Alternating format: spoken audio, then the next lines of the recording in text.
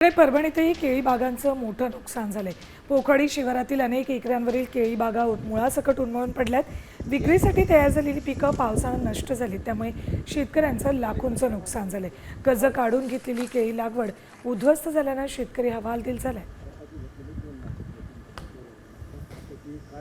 आज याच्यातनं 70 ते 75 टन उत्पन्न निघालं असतं।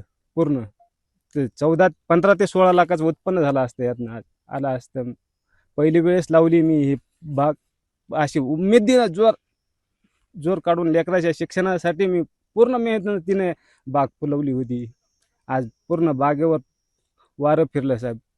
15-16 लाख रुपये उत्पन्न अपेक्षित असताना ह्या वादळी वाऱ्यामुळे सगळा सत्यानाश झाला सर। आम्हाला आत्महत्या करायची वेळ आली। तुळजाभवानी अर्बनचं कर्ज आहे आमच्याकडे, 1.5 लाख रुपये कर्ज आहे आणि त्याचं व्याज काय झालं असं, असे मिळून 2-2.5 लाख रुपये झाले असते।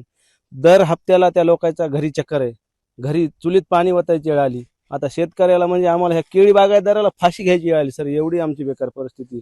लेकराच्या फिसा थोड्या थोड्या बाकी राहिलेल्या मास्तरांना आम्हाला तगादा लावलाय। घरी लेकराला फिसा भरायला पैसे नाहीत आमच्यापाशी। एवढी बेकार कंडिशन झाली।